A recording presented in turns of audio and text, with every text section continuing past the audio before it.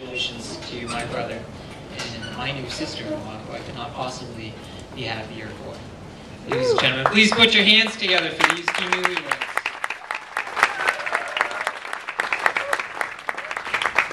Just an affirmation of true love. It's beautiful. And to get started, I'd also like to first make a few acknowledgments, beginning with the parents of the bride and groom. My parents, David and Paige, and Linda, thank you for making today possible. Beautiful reception here. I also want to thank the bridesmaids helping Amy plan today. I think everyone would agree this is absolutely a beautiful ceremony. And could not have been possible. Thank you. And to the groomsmen, thank you, thank you, thank you for giving Nate a chance in fantasy football this year. It means a lot to him. It was all planned.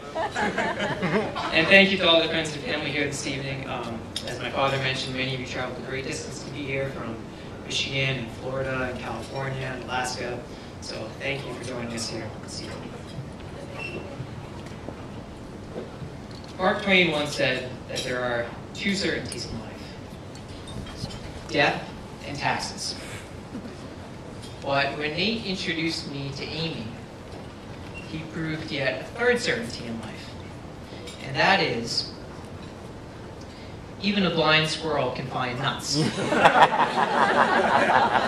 mean, how else could you explain how he was able to find someone so smart, so fun, so funny, so outgoing, so compassionate, so attractive?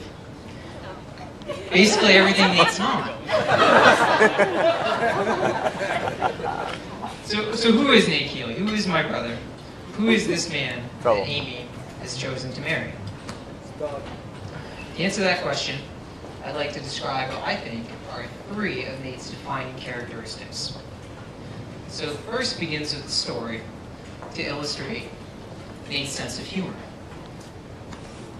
So this story begins back Oh, you have to take this, brother. This story begins back in April, when he proposed to Amy on a surprise weekend away here in Newport. So he texts me a picture of this beautiful ring on her finger on Sunday morning. So instantly I call to congratulate them. And naturally my mind begins racing, thinking about being the best man. But he doesn't ask me right away. And, you know, we're all really excited. Okay, that's fine. So a few days go by. And a few weeks go by. And then it's June. And snow's all melted, the trees have leafed out, and he still hasn't asked me to be his best man. So needless to say, I'm getting really anxious at this point. So he and Amy were away on a dinner, again here in Newport, in June. And finally, Amy forces Nate to call me because he had been deliberately slow-rolling me. So she forces him to play his cards. No, he would never do And so she initiates the call. She says, "Chris, Nate has something he'd like to ask you." I'm like, "Oh, finally, I know what this is." He says, with clenched teeth, he's like, "So, do you, want to be my best man?" To which, of course, I reply, "Nah, no thanks." So I say, "Yeah, of course I do." And he says, "Okay, well, there's a lot of competition, so I'm going to need you to write for me a 1,000-word essay on why you should be my best man." To which I quote the young Jack Burns, "I'll shake whore." So Nate's a funny guy. He's also a really hard worker. He sees what he wants in life, and he works really hard to get it. Exhibit A. But he also works really hard with his hands and his head. And I think that a perfect example is the transformation of their house on Chase Ave, which has gone in 2 years from being the ugliest house on the block to one of the finest in the neighborhood. But in this sense, I think that the way that Nate works with his hands and his head puts Tom Sawyer to shame. because he's so successful in recruiting friends to help him with really fun projects like shingling, painting, dancing. Let's see a show of hands. How many of you helped Nate work on the house? 1, 2, 3, 4, 5, 6, 7. Some of you have both hands up. Let's trim shingles. That's all. So Nate's a really hard worker. You were walking on the ground. You were the ground guy. And I think that his work ethic inspires people to help him. Because he's such a hard worker that people want to help him. And also, people want to help him because they know that he would do the same for them. Which brings me to my third and final point, and that is that Nate is dependable.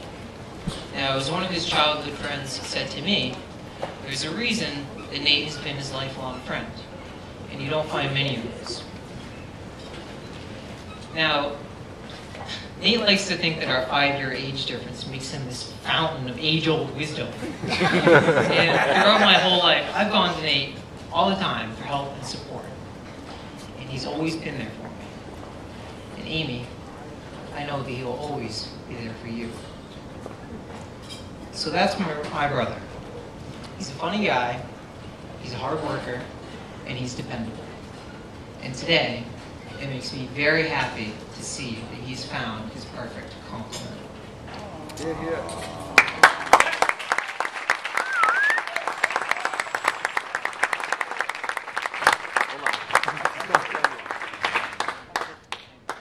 And so it gives me great pleasure to invite all of you, friends and family, to join me in a toast to Nate and Amy. Here's to the new husband, and here's to the new wife. May you stay forever young for all of your life. Salud. Salud. Yeah. Thank you. Don't take this away.